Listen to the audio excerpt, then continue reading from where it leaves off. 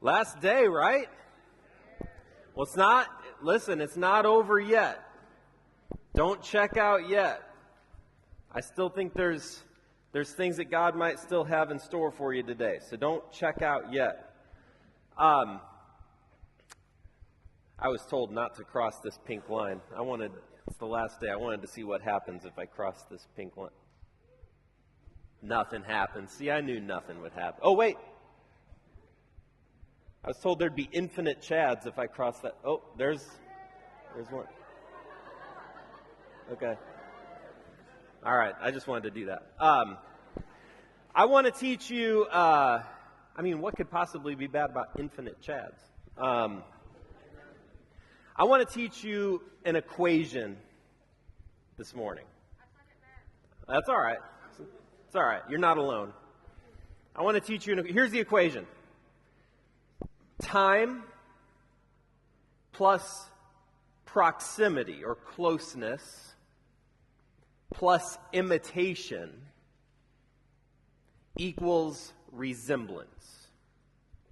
Time plus proximity plus imitation equals resemblance. There's actually science to back up this equation.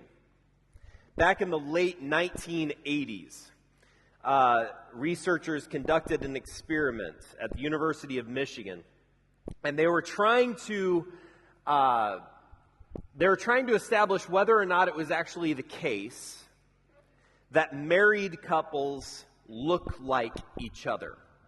Have you ever heard that myth before, that married couples kind of sort of look like each other? It was like Mythbusters, basically. They wanted to establish, is that true or is that not true? So what they did was, they got a group of college students in the room, and they laid out in front of them on a table 24 pictures of individuals. And they asked these students to try to match up these 24 individuals with their spouses. So there were 12 couples. They wanted to match up the spouses based only on physical appearance. Now, all of these couples were married, but they'd been married less than a year at this point. And so they had all these pictures of individuals, and they had to match up the spouses based on their appearance. And what they discovered was the results were just random. The students were not successful at all in matching up these spouses based on physical appearance. But then they said, well, let's change up the experiment a little bit. Let's take pictures of these same couples 25 years into their marriage. So the first part of the experiment was the pictures of couples in their first year. Now they're going to show pictures of these couples after 25 years of marriage. And they asked these college students to do the same thing. Match them up based on physical appearance alone. And the conclusion was stunning. It was overwhelming. The students, time and time again, were successful in matching up the couples based only on how they looked. And so the researchers tried to explain it. How do we understand this? Why does this happen? And there were several different theories that they floated. One theory was, you live with the same person long enough, you have the same diet, you have maybe the same exercise routine, the same lifestyle, and so over time you might start to look like each other for that reason. The theory that I like the best, though, is the theory, they call it facial mimicking or facial mirroring. That the longer you live with a person, the way they respond to situations, she laughs a particular way, he frowns in a particular way, but the way that you respond to certain situations, you start to imitate or mimic each other. And over time, the longer you live with each other, the more your faces start to resemble each other because you're responding to situations in the same way. Isn't that interesting? So the longer you live with a person, the more you physically start to resemble them. Time plus proximity plus imitation leads to a shared resemblance. So what does this mean? What are the implications of this? Well, one implication of this, I think, is this, that you will become like your associates over time. the people that you associate closest with, those who are a part of your inner circle, those that you spend the most time with in the closest proximity, those who you imitate, over time, you will come to look like those people. Maybe not physically necessarily, but you'll start to look like those people in the way that you think, in the way that you act, in the way that you talk. You will become like your associates over time. So what this means is, choose your associates carefully. Be wise about those whom you imitate, because over time you'll start to look like them. Or how about this? Here's another application of this principle. Screen time. Now, I don't know about you, but so Sunday morning, every Sunday morning, like clockwork, it'll be like the second song that we're singing at church on Sunday morning, I'll get a notification from my phone. Some of you get the same notification. What is the notification that you get? It's your screen time for the previous week, right? And every Sunday, I go through the same thing like, oh my goodness. I couldn't possibly have spent that much time staring into my phone this week. How is that even possible?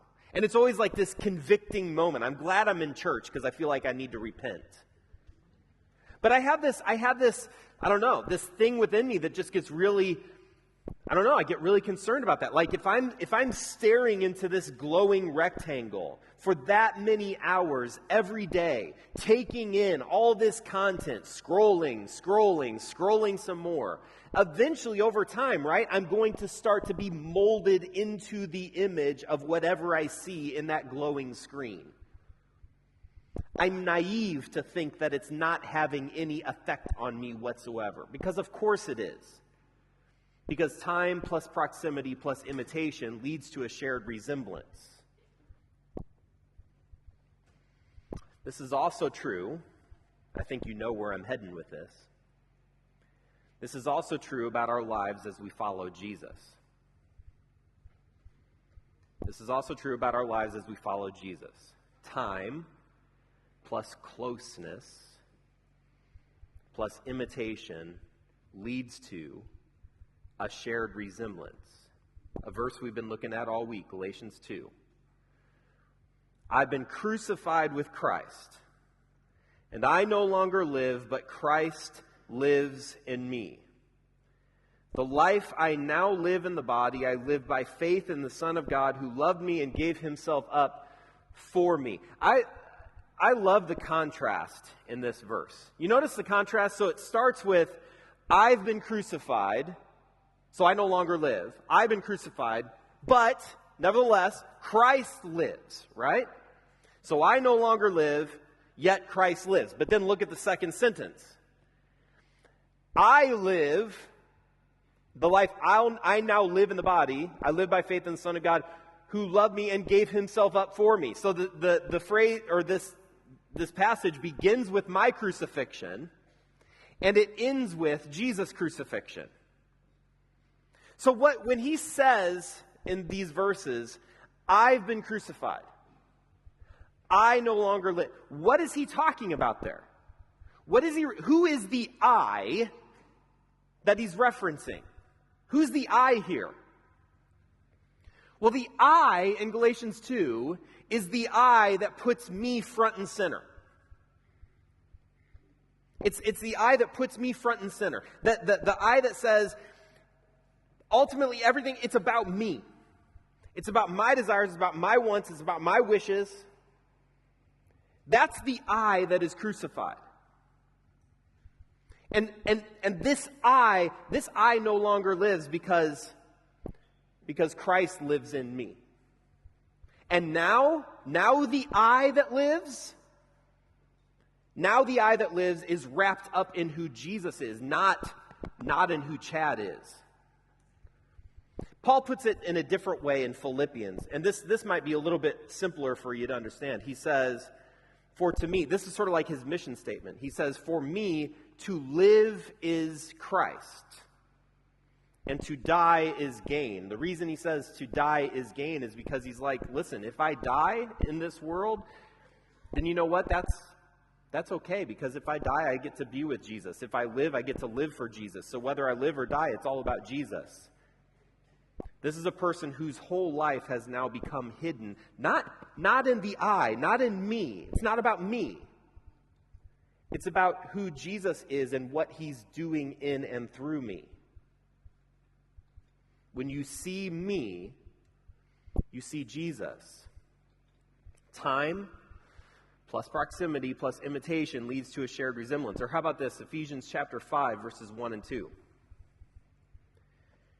This is Paul once again. He says, "Follow God's example, therefore, as dearly loved children, and walk in the way of love, just as Christ loved us and gave himself up for us as a fragrant offering and sacrifice to God." So much of what we learn in life is learned through imitation. So much of what we learn in life is learned through imitation. You don't think I'm right about this? Just watch a toddler following after his mom or his dad. Little children, they learn through imitating the people around them, especially their parents or their older siblings. So much of who we are, for better or for worse, so much of who we are is learned through imitation. And so what Paul is saying here in Ephesians 5 is he says, imitate God's example. Imitate God. Walk in his way as dearly loved children. Walk in God's way. And how do we walk when we're imitating God? We walk in the way of love. If you're going to imitate who God is, if you're going to walk in the way of God, then that means you're going to love. You're going to engage in sacrificial love, the type of love that you learned about last night. Or what about this? Matthew chapter 11, verse 29. This is Jesus now speaking. He says, "Take my yoke upon you and learn from me. For I am gentle and humble in heart, and you will find rest for your souls." Learn from me, he says. And what do we learn when we walk in close proximity with Jesus? What do we learn? Well, we learn that he is gentle, that he is humble in heart. What else do we learn? I don't know about you, but you ever get the feeling like sometimes the more you learn, the more anxious you get? Like you spend time on social media, you're on TikTok, you're on Twitter, you're on Instagram, and the more you learn, the more unsettled you feel. Like, ugh. So that's going on there? So she's doing that? Like the more you learn, the more kind of unsettled and anxious you become. But that's when we learn from Jesus. Notice what he says. When you learn from me, what's the result? Rest. You'll find rest for your soul. You'll find calmness. You'll find peace. Even though the world around you might still seem like it's spinning out of control, when you learn from Jesus, when you spend time in close proximity with Jesus, imitating him, what you learn, what you discover is what real rest looks like. Doesn't that sound enticing? Doesn't that sound like something you want? We learn what real rest looks like. Or what about John 13? This is that passage where Jesus is washing his disciples' feet. They're nasty, dirty, stinky, grimy feet.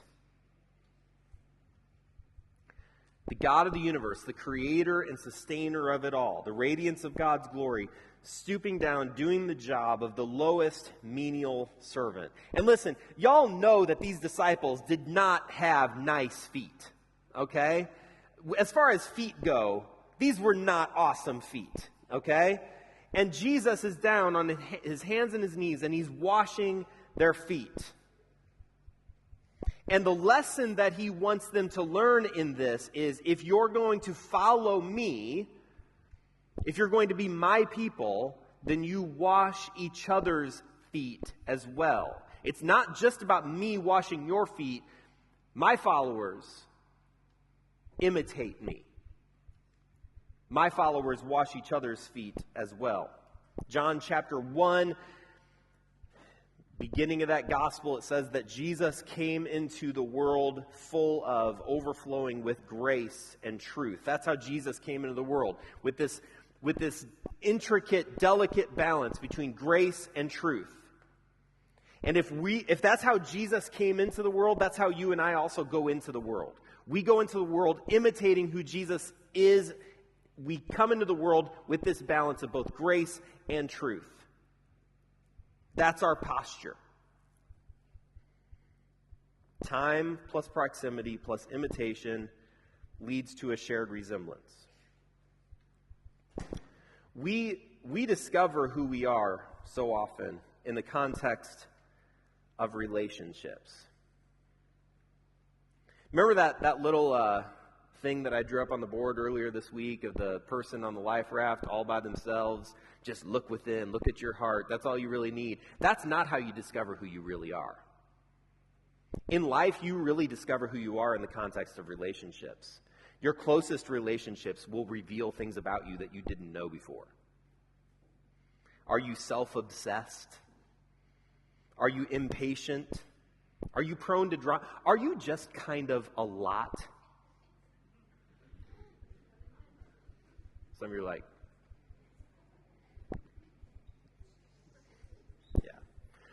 yeah. That will be revealed in the context of relationships. Your closest relationships will reveal that. Conversely, are you compassionate? Are you loyal? Are you sacrificial? Are there things about yourself that you didn't even know about yourself? Are there things about you that you didn't even know you were capable of? Those things will be revealed within the context of your closest relationships. Our closest relationships reveal who we are, and they also shape who we are going to be. That's true of the most important relationship that you're going to ever have in your life as well. You spend time close to Jesus, imitating him, loving like him, serving like him.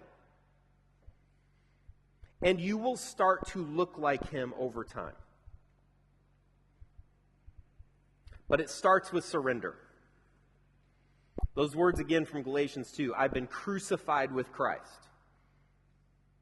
I no longer live, but he lives in me. Do you hear the sacrificial language in that verse? We start to look like Jesus, not when we work harder, but when we surrender ourselves to him. Because listen, all on my own, I'm going to fail over and over and over again. I need God, and I need the presence of the Holy Spirit in my life to make me into not a nice person, but into a new person. To reshape me into the image and likeness of Christ. When we finally acknowledge that we can't do it on our own, I can't live by my own strength. I can't navigate this world with my own wisdom.